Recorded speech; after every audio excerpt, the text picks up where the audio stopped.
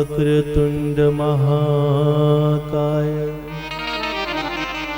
सूर्यकोटि समप्रभा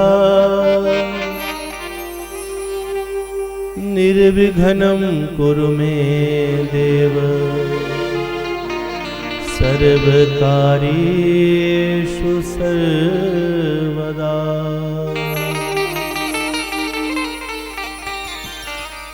गुरुर्ब्रह्मा गुरुर्विष्णु गुरुर्देवो महेश्वरा गुरुर्साक्षात् परं ब्रह्मा तस्मै श्री गुरुवे नमः।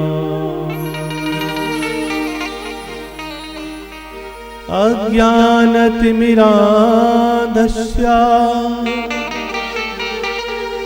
ज्ञानाञ्जनशलाकया चक्षुर्मीलितं येन तस्मै श्री गुरुवे नमः।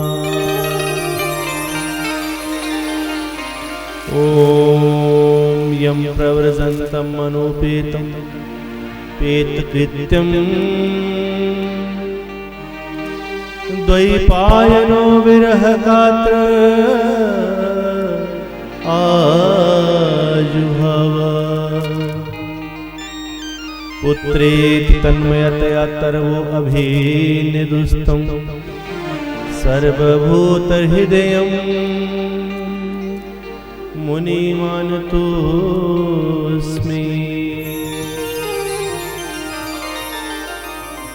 नारायणं नमस्कृत्यं नरं चैव नरोत्तमं देवीं सरस्वतीं व्यासं ततो जयमुदीरयेत्।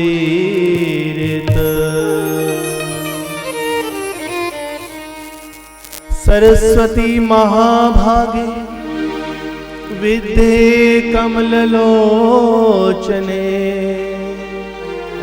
विद्यारूपे विशालाक्षी विद्यां देहि नमोस्तुते।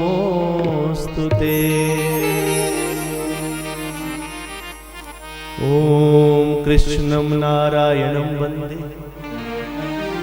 कृष्णं नारायणं वन्दे कृष्णं वन्दे व्रजप्रियं कृष्णं द्वैपायनं वन्दे कृष्णं वन्दे प्रेथासुतम्। ॐ नमो देवै महादेवै शिवायै सततं नमः। नमः प्रकृत्यै भद्रायै नियता प्रणता संमृता। कृष्णाय वासुदेवाय कृष्णाय वासुदेवाय देवकी नंदनाय च नंदगोपकुमाराय गोविंदाय नमो नमः। ॐ शान्ताकारं भुजगशयनं पद्मनाभं सुरेशं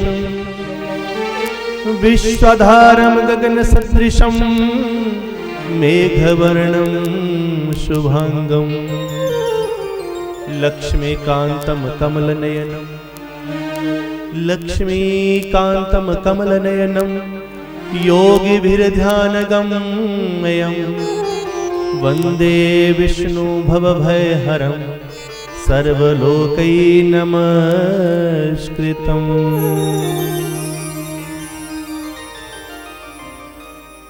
संत मिलन को चाहिए संत मिलन को चाहिए तजी माया अभिमान, ज्यों ज्यों पग आगे धरे, कोटि यज्ञ समान। संत समागम हरि कथा, तुलसी दुर्लभ दो, सुतदारा और लक्ष्मी पापी के भी हो।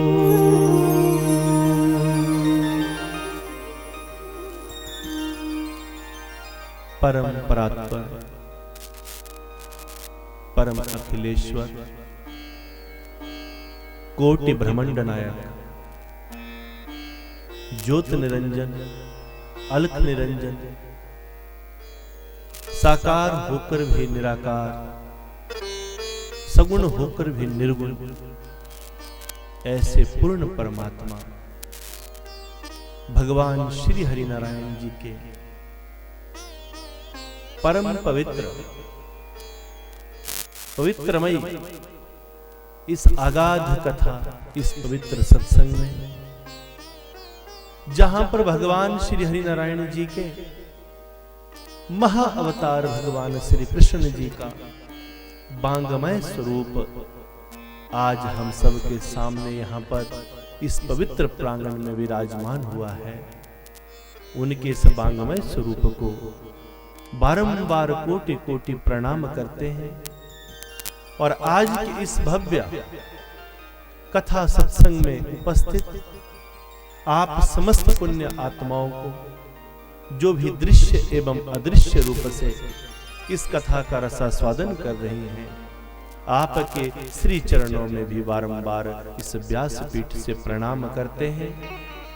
और आपके बीच में बैठे हुए सूक्ष्म रूप परमात्मा को भी प्रणाम करते हैं, जो स्वयं हम सब के अंदर बैठकर हम सबको स्वयं ही अपनी तरफ आकर्षित करते हैं। इसलिए तो उनका नाम श्री कृष्ण है।